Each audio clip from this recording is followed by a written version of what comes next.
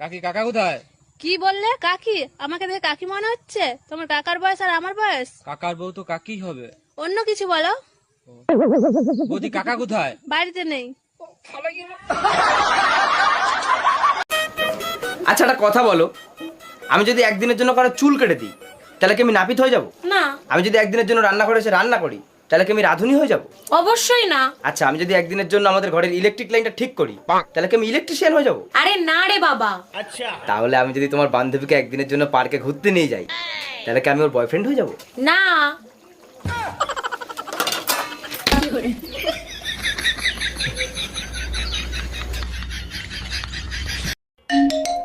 Hello, এই জানো রোকন ভাই ভাবিরে পিটাই হসপিটালে ভর্তি করছে। কোন রকম? মামুন রকম? আরে হ্যাঁ। এক মিনিট ফোনটা রাখো, তোমার সাথে পরে কথা বলছি। মামুন ভাই আগে বলেন, বউ পিটানোর এরকম সাহস কই পেলেন? সাহসের কথা পরে শুনেন, আপনি ফোন কাটেননি, ভাবি সব শুনছে। হ্যালো আজ তুই শুধু বাসায় আয়। রুম্পা, সামনে তো ইলেকশন আসতেছে, তোমার কি মনে হয় কোন দল জিতবে? যেই দলই জিতুক তাতে তোমার কি? তোমার সরকার জীবনে কোনোদিন পাল্টাবে না। জানো তো কোন সরকার বেশি দিন গদিতে থাকলে তার পতন নির্মম ভাবে হয়। তুমি টেনশন নিও না, তোমার সরকার মরার আগ পর্যন্ত গদি ছাড়বে না সোনা। কেন এত অশান্তি করো? কি অপরাধ করছি তোমারে বিয়ে করে? অপরাধ তুই করস না, অপরাধ করছে তোর বাপ মাই তোরে ফয়দা দিয়া। এই অশান্তি আর ভাল লাগে না, মন চায় কচু গাছের লাগে গলায় দড়ি দিয়ে মরি। বারান্দায় একটা কচু গাছ লাগাইছি, একটা শক্ত দড়ি নিয়ে চলে আসো। কালকে রাত্রিবেলা আমি তোমাকে মেসেজ করলাম, তুমি রিপ্লাই দিলে না কেন? তুমি তো আমার মেসেজে রিপ্লাই করো না। কারণ আমি ব্যস্ত ছিলাম। আমি ব্যস্ত ছিলাম। আমি যদি তোমার মেসেজে রিপ্লাই না দিই তার মানে আমি সত্যি ব্যস্ত ছিলাম, আর তুমি যদি আমার মেসেজে রিপ্লাই না দাও তার মানে তুমি আমাকে ভালোবাসো না, আমার উপর চিট করছো। কি করে?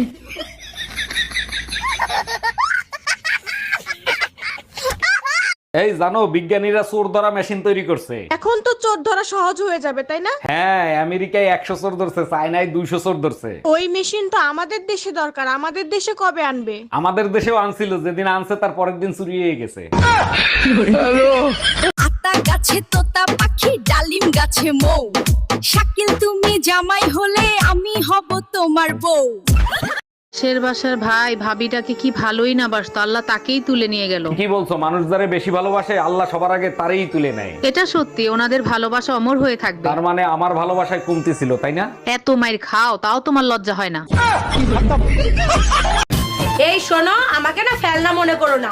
আমাকে জানো কত লোকে দেখতে এসেছিল, সবাইকে রিজেক্ট করে তারপরে তোমার দাদাকে বিয়ে করেছি। হয়তো তাদের কারো কপালে দুঃখ লেখাই ছিল না।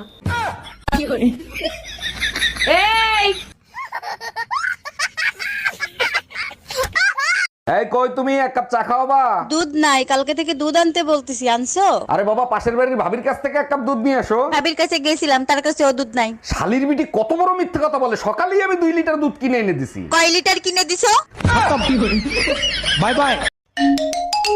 হ্যালো, আমি কিডন্যাপার বলতেছি, তোর বউকে যদি জীবিত দেখতে চাস তাহলে 2 লাখ টাকা নিয়ে আই। আমার বউ কিডন্যাপ করছিস তুই? আমার বউ তোর কাছে, আমি টাকা দেবো কেন? টাকা তো দিবি তুই। এই নে তোর বউর সাথে কথা বল। বেবি, আলমারির পেছনে 2 লাখ টাকা আছে, ওখান থেকে টাকা নিয়ে আমাকে ছাড়াইয়া নাও। আমি ঠিকানা দিচ্ছি, ওইখানে টাকা নিয়ে আই। তুই কি গাঁজা খাইছিস নাকি? বাংলা বুঝিস না? টাকা দিবি তুই, তা নালে বউ রেখে দে। বুঝতে পারছি, এই শালা টাকা দিবে না। ভাবি আপনি জানতো? এই তুই ধুমকি কারে দিচ্ছিস? আমি কি বউরে ভয় পাই নাকি?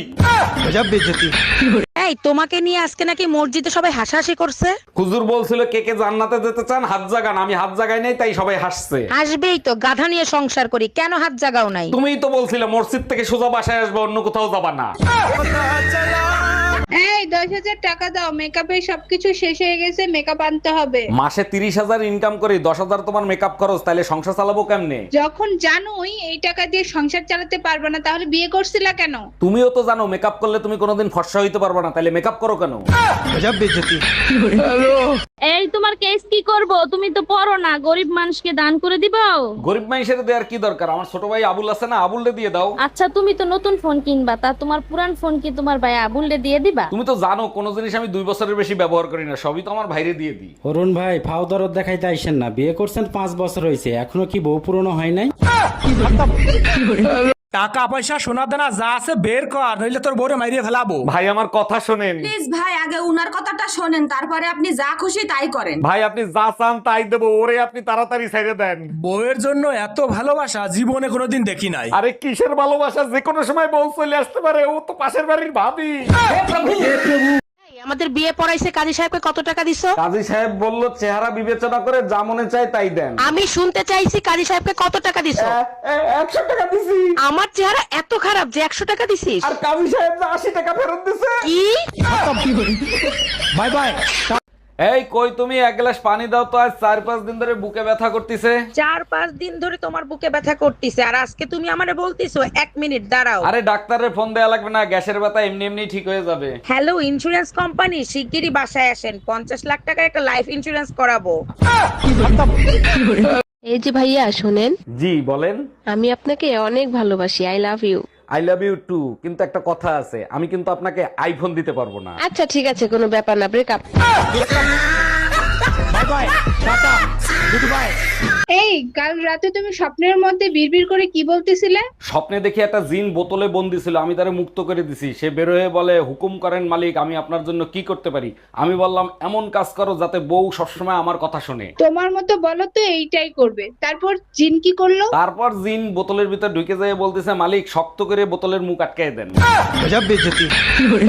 উকিল সাহেব, ট্রেনের দরজায় চাপা লেগে আমার আঙ্গুল কাইটে গেছে, রেলওয়ের নামে মামলা করব, মামলা লেখেন। মামলা করবেন ঠিক আছে, রেলওয়ের কাছে কি দাবি করে মামলা করবেন সেটা বলেন।